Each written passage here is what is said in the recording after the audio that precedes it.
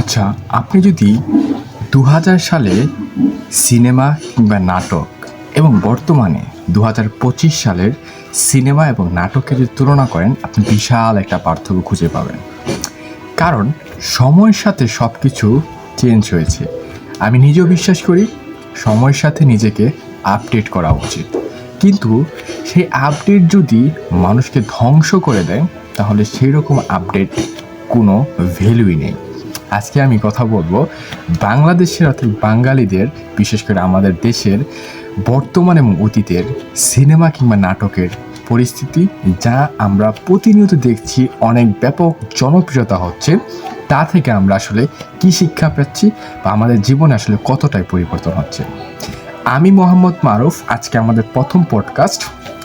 আপনাদের সকলকে স্বাগতম। আজকের এই পডকাস্টে আমি আলোচনা করব বাংলাদেশের সিনেমা কিংবা নাটক কতটা এগিয়ে যাচ্ছে, যুব সমাজের জন্য বিশেষ করে আসলে কতটাই গুরুত্বপূর্ণ বা তাদের জীবনটাকে কতটা প্রভাবিত করছে। তো চলুন শুরু করা যাক। প্রথমেই আমি আলোচনা করব ২০০০ সালের সিনেমা নিয়ে। যারা বয়স ২৫ কিংবা ৩০-৩৫ বা তার একটু অধিক, যারা ৯০-তে জন্মগ্রহণ করছেন, তারা খুব ভালো করে জানেন ২০০০ সালে যে নাটক সিনেমাগুলো ছিল, সেখানে সিনেমার শুরুটা একটা পজিটিভ জিনিসটা ছিল বা একটা হিস্টোরিক্যাল জিনিসটা ছিল, এন্ডিংটা খুব মিল ছিল। আমি যদি শুরুতে সিনেমা নিয়ে কথা বলি, ধরেন সিনেমায় এরকম একটা কাহিনী যেখানে সন্তান তার পিতামাতাদেরকে অবাধ্য করতো, অসম্মান করত, কিন্তু সিনেমার লাস্টে গিয়ে সে সন্তান পিতামাতার কাছে ক্ষমা চাইতো এবং তারা মিল হয়ে যেত। ঠিক নাটকের ক্ষেত্রেও একই রকম একটা বিষয় থাকতো। নাটকে যদি আপনি কোনো কিছু হাসানোর কোনো প্রয়োজন ছিল, বা সেখানে কিন্তু তারা সাবলীল কথা বলতো। সেখানে ড্রেসের কাপড় চোপড়ের যদি কথা বলি, সেখানে সাবলীল কাপড় চোপড় পরানো হতো, এবং সেখানে যে কথাবার্তা কোনো প্রকার অশ্লীল কথাবার্তা ছিল না, অশ্লীল সিন ছিল না। বিনোদন মানুষ খুব ভালোভাবে পেত এবং পজিটিভভাবে মানুষ পেত, এবং সেখান থেকে শিক্ষার অনেক কিছু ছিল। কিন্তু আজ এই দিনে কিংবা ২০২৫ সালে যদি আমি তাকাই বা আপনি তাকান, তাহলে জিনিসটা দেখতে পারবেন যে বর্তমান সিনেমা আসলে কীরকম হয়। বর্তমান সিনেমা দেখানো হচ্ছে আমি একজন নায়ক, আমি একেবারে সুপার হিরো, আমি আমার প্রেমিকার জন্য বা ভালোবাসার জন্য আমি পৃথিবীর সব কিছু ধ্বংস করে দিতে পারি। আমি আমার পিতামাতাকে শুরু করে, শিক্ষক থেকে শুরু করে যত কিছু রয়েছে সব মানুষকে আমি মেরে ফেলতে পারি। এবং ছবির এন্ডিংটা বর্তমানে যেটা হচ্ছে সেটা হলো সে সবাইকে মেরে ফেলছে, দিন শেষে সে নিজেও নিজেকে মেরে ফেলছে। এবং নাটকের পার্টটা যদি আমরা আসি, সেটা আমরা দেখতে পারবো যে নাটকগুলো এখন বর্তমানে যেটা হচ্ছে, যে টপিকগুলো নিয়ে হচ্ছে, সেটা যুব সমাজের আসলে কোনগুলা তার আগ্রহ বেশি। আসলে হিউম্যান নেচারটা এরকম যে ব্রেন কখনো আপনার প্রোডাক্টিভিটি থাকতে দিবে না, যে আপনাকে সবসময় সে অলস কিছু করাবে যেগুলো ভ্যালুলেস। তো অধিকাংশ পরিচালকরা বর্তমানে এই জিনিসগুলোকে বেশি ফোকাস করছে, যে আপনাকে এরকম কোনো কিছু দিবে আপনি বিনোদন পাবেন। এখন বিনোদনের জন্য বর্তমান নাটকে কী দেখানো হচ্ছে, যে অশ্লীল কথাবার্তা বলা হচ্ছে, অশ্লীল সিন দেখানো হচ্ছে, এবং ইত্যাদি ইত্যাদি বিষয় দেখানো হচ্ছে, যেগুলা একজন মানুষ হিসেবে, বিশেষ করে যুব সমাজ বা একটা যুবক হিসেবে তার জীবনে কোনো প্রভাব ফেলবে না, বরঞ্চ সে তাকে ধ্বংস করে নিয়ে যাবে। তাহলে এখন যদি আমরা ডিফারেন্সটা খুঁজে পাই যে ২০০০ সালের নাটক সিনেমা আর ২০২৫ সালের নাটক সিনেমা সমাজকে সে কতটা বদলাচ্ছে। আমরা সাম্প্রতিক সময় যেন অনেক মুভি বের হয়েছে, অনেক কিছু বের হয়েছে, কিন্তু যেটা আসলে অ্যাকচুয়ালি যাদের আসলে বিশ্লেষকরা, তারা আসলে যেটা মনে করছেন, এগুলো মানুষকে কখনোই ভালো কিছু দেবে না। কারণ পৃথিবীর পজিটিভভাবে যেভাবে এগিয়ে যাচ্ছে, আমরা কিন্তু ঠিক একইভাবে এগিয়ে যাচ্ছি না। আমার কথার সাথে অনেকে দ্বিমত পোষণ করবেন বা করতে পারেন, ইটস ট্রু বা এটা স্বাভাবিক।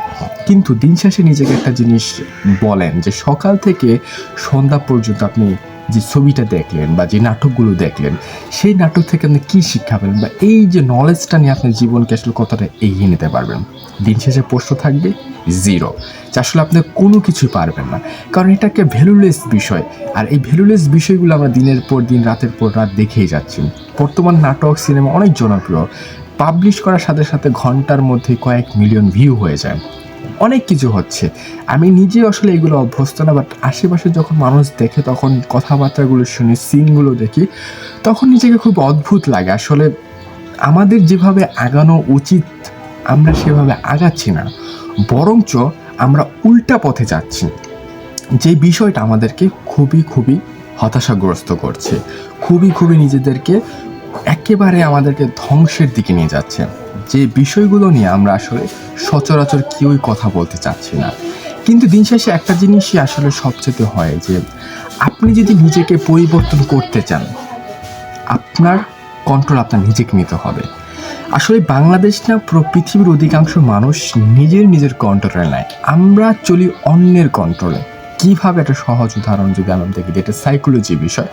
আপনাকে মানুষ একটা নেগেটিভ কথা বললো, আপনি সেটা নিয়ে বসে রইলেন, কিন্তু আপনার মধ্যে যে কী পজিটিভ বিষয়টা রয়েছে বা আপনি যেটা জিনিস করতে পারেন সেই বিষয়টা নিলেন না।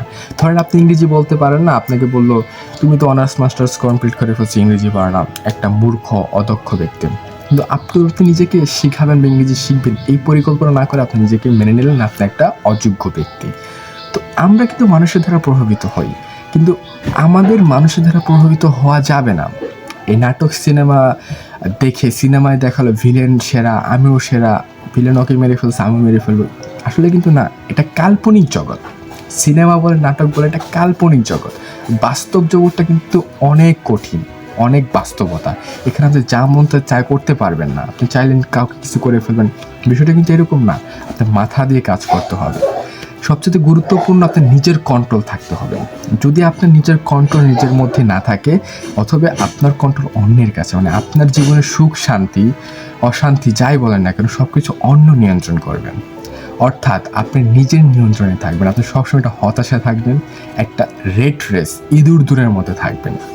তাই আমার রিকোয়েস্ট বা আমার পক্ষ থেকে একটাই কথা, যত দূর সম্ভব নিজেকে বোঝা, নিজের কন্ট্রোল নিজে আনা, আর নিজেকে ভালো কিছু করা। এখন একটা কথা আসতে পারে কিংবা বলতে পারেন, তাহলে সিনেমা নাটক যদি আমাদের জীবনে সুফল না আনতে পারে তাহলে কোন জিনিসগুলো সুফল হতে পারে? আজকের এই পডকাস্টে আমি আপনাকে একটা সাজেশন দেবো, যে সাজেশন আপনি যদি ফলো করেন, আমি 100% ট্রু, আপনার জীবনে 100% হলো একটু হলো আপনার জীবনকে পরিবর্তন নেওয়া হবে। সেই পরিবর্তনটাকে আপনার কালজয়ী পরিবর্তন হিসেবে গণ্য হবে এবং সেটা পরিবর্তন অবশ্যই হবে। সেটা হলো রিডিং বুকস। বই পড়া আপনার বই কিনলেন, সেই বই খরচ করা কিন্তু আহামরি টাকা লাগে না। আমি বলছি না একদিন আপনি 100-150 বই কেনেন, একটা বই কেনেন 20-30-100 টাকা বা 150 টাকার বই পাওয়া যায়। এখন বইয়ের কিন্তু ডিফারেন্ট কাইন্ড অফ ক্লাসিফিকেশন আছে। আমি বলছি না যে সব বই আসলে ভালো, এখন বলতে হবে নিজেকে কী বই ভালো লাগে। ফিকশনাল, নন ফিকশনাল সকল ধরনের বই রয়েছে। আমি ব্যক্তিগত অভিমত, আমি বিজনেস টাইপের বইগুলো খুব পছন্দ করি, মোটিভেশনাল, তারপরে অ্যানসিয়েট হিস্টোরি, রহস্যময় ঘটনা, এই জিনিসগুলো আমার খুব ভালো লাগে পড়তে। বিশেষ করে বিজনেস রিলেটেড বইগুলো আমি খুব পড়ে থাকি, খুব ভালো লাগে। এখান থেকে অনেক কিছু শেখা যায়, বই থেকে আপনি শিখতে পারবেন, সেগুলো আপনি অবশ্যই কাজে লাগাতে পারবেন। তো আপনি 4 ঘন্টা, 2 ঘন্টা, 3 ঘন্টা, 10 ঘন্টা, 6 ঘন্টা নাটক সিনেমায় কিংবা মোবাইল স্ক্রোলিং, অযথা ফেসবুক ইউটিউবিং, অযথা ভিডিও না দেখে আপনি চাইলে প্রতিদিন অন্তপক্ষে 1 ঘন্টা না হোক আধা ঘন্টা বই পড়তে পারেন। সেই বইটা আধা ঘন্টা পড়ার পর আপনি আধা ঘন্টা কী করবেন সেটা বিশ্লেষণ করবেন, কি পড়লেন সেটাতে আপনি কি করতে পারবেন। এখান থেকে আপনার নিজের প্রোডাক্টিভিটি বাড়বে, ক্রিয়েটিভিটি বাড়বে, আপনি নিজেকে উদ্যম করবেন, উৎপাদনশীল করে ফেলবেন, আপনি নিজের জ্ঞানটাকে কাজে লাগানোর জন্য বিভিন্ন উপায় খুঁজবেন এবং দিন শেষে আপনার নিজস্ব প্ল্যাটফর্মে আপনি সেই নলেজটাকে কাজে লাগাতে পারবেন, ব্যবহার করতে পারবেন। তাই সর্বশেষ একটাই কথা, অযথা সিনেমা নাটক না দেখে, আমি বলছি না যে দেখবেন, অবশ্যই বিনোদন প্রয়োজন, কিন্তু ওই টাইপের বিনোদন দরকার নেই যে বিনোদনটাকে আপনাকে ধ্বংস করে দিচ্ছে, আপনাকে উৎপাদনশীল হওয়া থেকে আপনাকে আরও লেজি করে দিচ্ছে, আপনাকে জানার চেয়ে আপনাকে অজানায় ফেলে দিচ্ছে, আপনার নিজের কন্ট্রোল থাকছে না, ইত্যাদি বিষয় আপনার মধ্যে থাকছে না, তখন আপনাকে আসলেই খুব বিপদের সম্মুখীন হতে হবে।